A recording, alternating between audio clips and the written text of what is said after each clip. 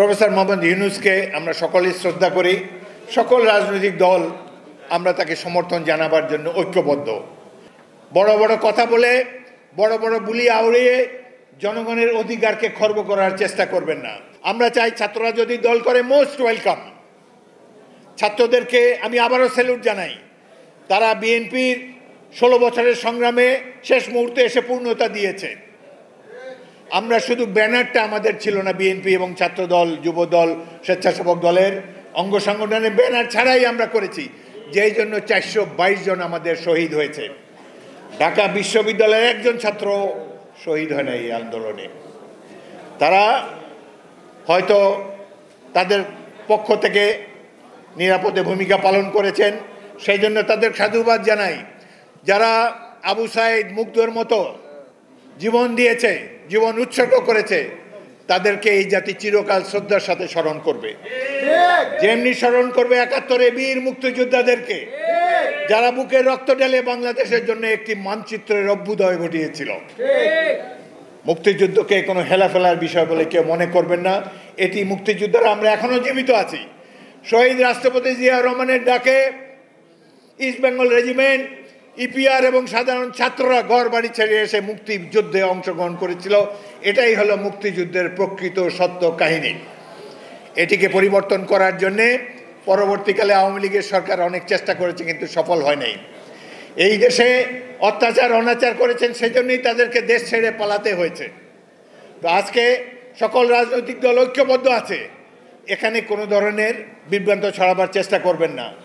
আর কেউ কেউ যদি রাষ্ট্র ক্ষমতায় যাওয়ার খুবই খায়েশ হয়ে থাকে, জনগণের কাছে যান। জনগণের কাছে আপনাদের ম্যানিফেস্টো নিয়ে হাজির হন। জনগণকে বলেন যে বিএনপি ভালো দল না। জনগণ বেছে নেন কারা এই দেশ শাসনের জন্য উপযুক্ত, কারা জনগণের জন্য অতীতে স্যাক্রিফাইস করেছে। জনগণের কাছে দেন, জনগণের কাছ থেকে ম্যান্ডেটটা নেন। ভুল বুঝাবেন না। দেশপ্রেমিক, হায়রে দেশপ্রেমিক, এখানে অনেক মুক্তিযোদ্ধা উপস্থিত ছিল। তারা একটি সংঘবদ্ধ শক্তিশালী সামরিক বাহিনীর বিরুদ্ধে যুদ্ধ করেছে। জুলাই আগস্টে তো পুলিশ বাহিনীর বিরুদ্ধে যুদ্ধ ছিল, যাদেরকে উপযুক্ত শিক্ষা বাংলাদেশের জনগণ দিয়েছে। এই সংগ্রামেও 16 বছর ধরে বিএনপি যে ভিত রচনা করেছে, জাতীয়তাবাদী দলের যেই স্টেজ আমরা নির্মাণ করে দিয়েছি বুকের রক্ত দিয়ে, সেই স্টেজে আরোহণ করেই চূড়ান্ত পর্যায়েও ছাত্র জনতার মিলিত সংগ্রামের মাধ্যমেই এই দেশটি রাহুমুক্ত হয়েছে এবং শেখ হাসিনার ফ্যাসিস্ট শাসন থেকে মুক্ত হয়েছে। এখানে আমরা কৃতিত্ব নিতে চাই না, আমরা জনগণকে কৃতিত্ব দিতে চাই এবং জনগণের সুপ্রিমেসিকেই উপরে রাখতে চাই। জনগণ হবে এদেশের ভবিষ্যতের নিয়ামক। আমরা আর কোনো গোষ্ঠীর শাসন দেখতে চাই না, আমরা কোনো ধরনের অপশাসন দেখতে চাই না। আমরা চাই প্রতিটি মুহূর্তে দেশের মালিক যে জনগণ, সেই জনগণের সম্মতির ভিত্তিতেই রাষ্ট্রটি পরিচালিত হবে। সংস্কারের নামে আর অধিক সময় নেবেন না।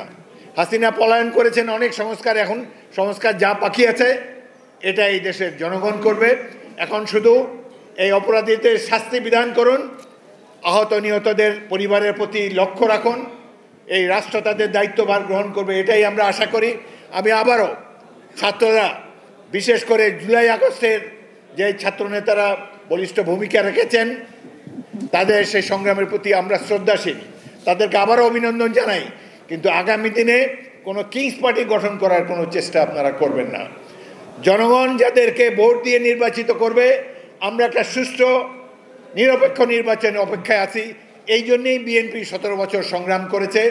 জনগণের ভোট কোনো হেলাফেলার বস্তু নয়। আর জনগণকে অবজ্ঞা করবেন না।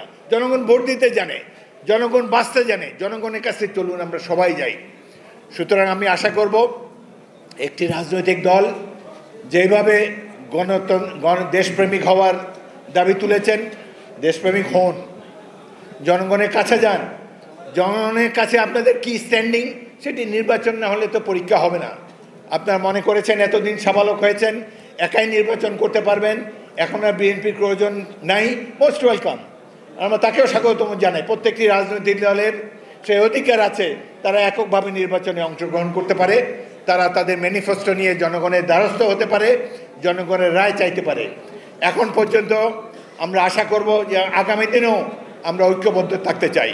আমাদের নেতা তারেক রহমান তার প্রত্যেকটি বক্তব্যের যে মূল সুর সেটি হলো আমরা যেন ঐক্যবদ্ধ থাকি।